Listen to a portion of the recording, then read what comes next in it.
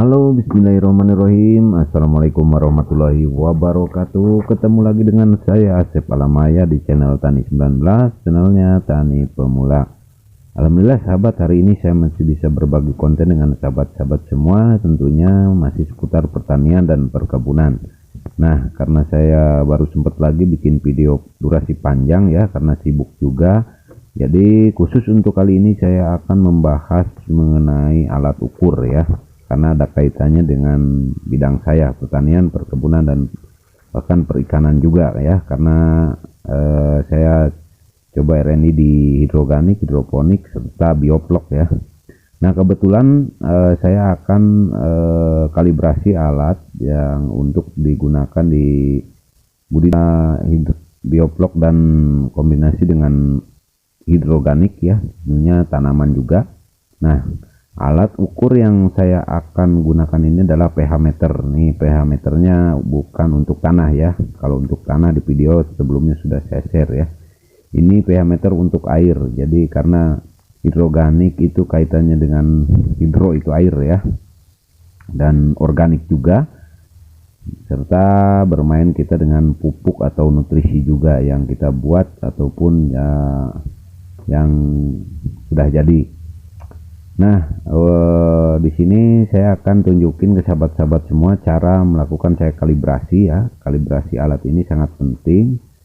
Dan ini saya menggunakan air murni ya, atau air RO, atau sama dengan air hujan ya. Air hujan juga bagus ya, karena kalau nggak ada Aquades atau air murni atau air RO, kita pakai air hujan. Jadi pH-nya ini di bawah 0,10 lah kalau air hujan itu, karena ini bagus. Nah ini seperti yang saya lakukan nih, kita uji sebelum dikalibrasi nih alatnya. Dan ini untuk kalibratornya saya pakai powder bawaannya dari alat pH meter ini. Ini kita uji, tadi hasilnya tidak sesuai ya dengan yang direkomendasikan. Nah ini saya akan kalibrasi terlebih dahulu dengan pH biasanya yang digunakan untuk kita konsumsi ya, buat konsumsi atau buat diminum ya. Nih, ini pH-nya berwarna hijau, ininya label di powdernya ya.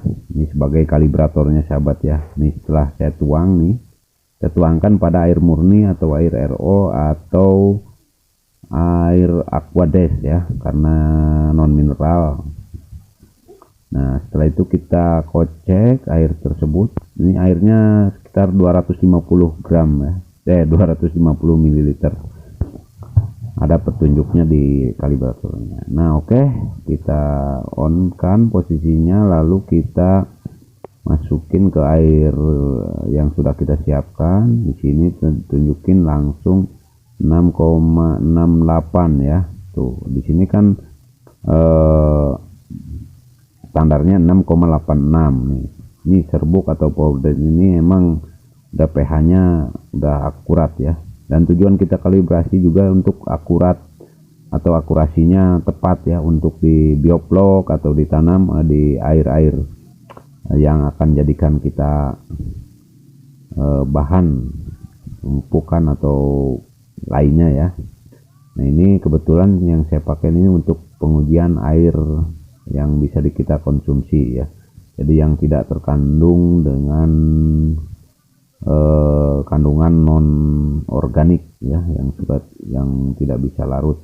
Ini 6,86. Nah kita kalibrasi secara otomatis, tinggal tekan kurang lebih 5 detik ya, dan ini secara otomatis dia langsung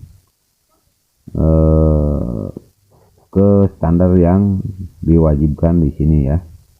Nah, sesuai serbuk ini tuh hasilnya sama persis dan tepat ya, 686.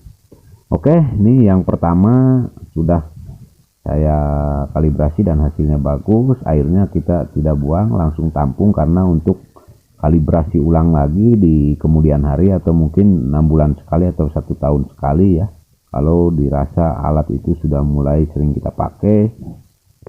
Nah, oke, kita posisikan dan kita pasang labelnya, jangan dibuang untuk penanda. Nah, ini kita bilas dengan air yang bersih lagi, dengan air murni juga, bilas sampai bersih baik alat ataupun wadahnya. Bila perlu wadah ganti, karena ini saya wadahnya yang ini, jadi saya bilas dengan air hujan juga ya. Nah, ini udah dituang dengan air murni.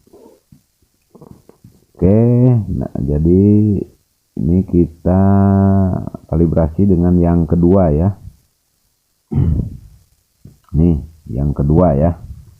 Kita tuang yang baru setelah pembilasan tadi. Lalu kita sobek ke kemasan foldernya ya, nih untuk kalibratornya. Buffer ya. Kita tuang, ini biasanya pH untuk menguji pH yang basa atau alkali ya. Ini kita gunakan powder ini, lalu kita larutkan juga sampai larut benar-benar menggunakan pengaduk logam ya. Nah, ini ada labelnya, tabelnya ada di sini. Dan akurasinya ini walaupun ada lebih atau kurangnya itu 0,01 ya, ada toleransinya, ini toleransinya 0,01 kurang lebih ya, sama baik kurang ataupun lebih, itu standarnya. Nah, oke, sudah siap, kita nyalakan lalu kita coba posisikan. Ini sensornya di bawah. Nah, ini ditunjukkan 9,02 ya, berarti di luar standar. Oke, kita kalibrasi, kita standarkan sesuai yang standarnya dengan serbuk ini ya. Ini 9,18 standarnya ya. Oke, udah secara otomatis dia kembali ke 9,18. Jadi ini kalibrasinya antara alat dengan display itu sesuai ya, karena sebelumnya itu belum sesuai, sekarang udah sesuai nih secara otomatis. Dan lalu kita bilas juga nih, saya langsung aja bilas karena ini lagi hujan juga, jadi kita bilas wadahnya juga biar benar-benar bersih ya dan netral untuk hasil daripada air yang bekas kalibrasi tadi. Nah, ini kita lanjut ke kalibrasi yang ketiga ya. Setelah pembilasan kita tuang lagi air yang baru ya. Dan ini yang merah ini 4,01 standarnya, ini buat pH asam atau tingkat keasaman tanah itu sangat asam ya. Nah, ini kita tuang biasa, kita larutkan. Ini kalibrasi untuk tingkat keasaman. Nah, kita larutkan dengan kita aduk. Nah, setelah larut baru kita masukkan alatnya dan nyalakan. Di sini ditunjukkan di display nilainya 3,76, sementara standarnya adalah 4,01 ya. Oke, kita kalibrasi, sesuaikan kalibrator dengan sensornya ya, dan acuannya ini dari powder ini larutannya udah memang benar-benar akurat ya, karena bawaan dari perusahaannya, dari pabriknya. Nah, ini langsung dia 4,01 ya, sama langsung secara otomatis ya, antara display dan sensor. Dan sebagai medianya juga air powder ini ya. Oke, hasilnya bagus dan kita simpan semuanya air di wadah. Jangan lupa label ditempel ya, karena alat ini harus sering dikalibrasi karena sering-sering dipakai atau untuk menjaga tingkat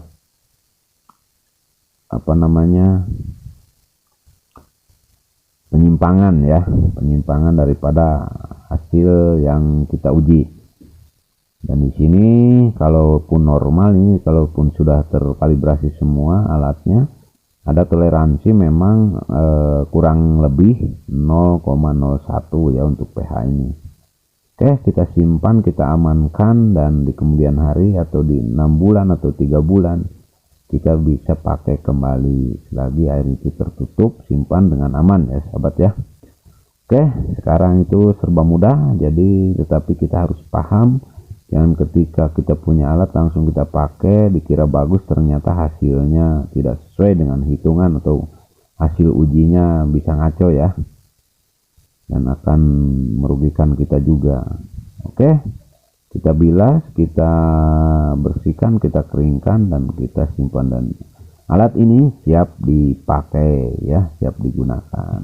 Oke, terima kasih sudah menonton, semoga bermanfaat. Billahi taufik wal hidayah. Wassalamualaikum warahmatullahi wabarakatuh.